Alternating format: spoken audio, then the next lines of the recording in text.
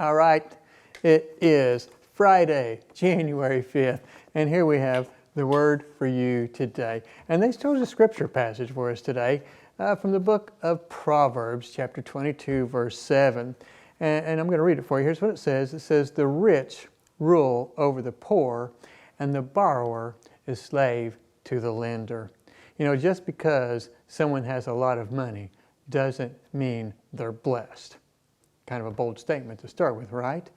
But it's common for people to associate God's blessings with material wealth, as in the lives of people like Abraham, David, and even Solomon. I mean, all these men had a considerable amount of wealth. But blessings aren't just about money, the financial side of it. See, God blesses us so that we might first and foremost draw closer to Him and realize that we are in desperate need of Him and His presence in our life. And so that's what blessings really are to do, is to get us to focus on Him. Obviously, that's not the world's definitions of blessing, is it? That's not what we see when we talk about being blessed in our world today.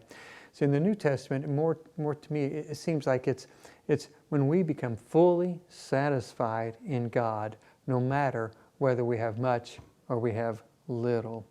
Too often, even in our churches today, when things go well with us, oh wow, we're blessed. Or when we have more finances than we need, oh wow, we're blessed. But how does that really play out in the believer's life? See, the reason that God often supplies us with a surplus of wealth is so that we can provide for the needs of others. True wealth comes with the responsibility of giving. See, our duties in stewarding what God has given us actually comes with a heavy weight if we're to do it biblically, because we have these lures of the world. We have the temptations to compromise. It's easy to say, oh, I got extra right now. God's given me a little extra. What am I going to buy with it? Instead of holding it back and saying, you know, God, what do you want me to do with this? The temptation to compromise. What this demands from us, it demands that we recognize God's ownership. We need to recognize that, well, maybe I need to cap my own lifestyle. And then it comes to the understanding that we have a commitment to use money for kingdom purposes. Paul says this.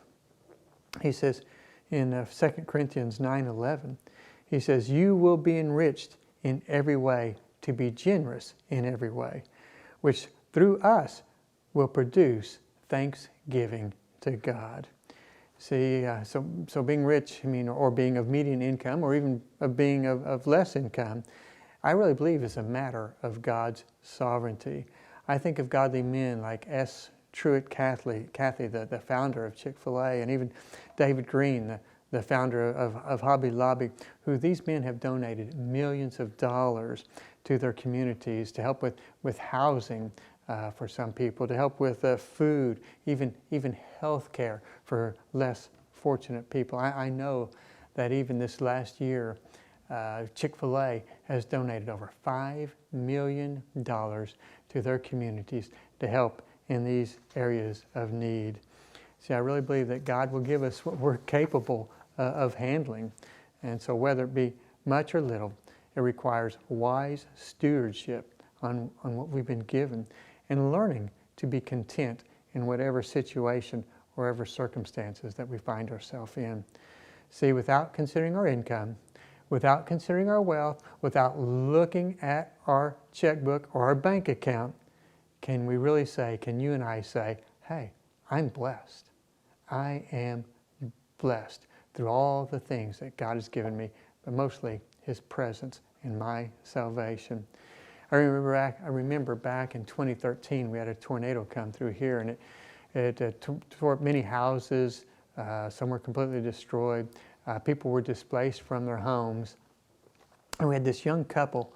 They came to me, and I'd been to their house. I'd been to where they lived. They didn't have very much. They had very little. They lived actually down here on Fox Lane, and they lived in a small trailer house.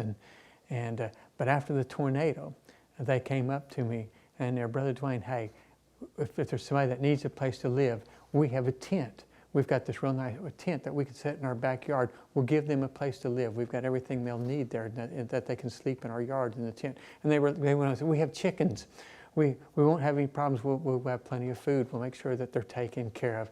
And I thought, wow, that's what giving, godly giving, is all about. It wasn't because they had plenty of wealth. No, they gave out of the little that they had to try to care for the needs of others. See, God doesn't give us resources for our own, just for our own enjoyment, but to make a difference in the world around us. God never blesses us just so we can sit on what we have. He blesses us so that we can bless others. And in today's world, we have this current prosperity gospel, money and stuff, outward things.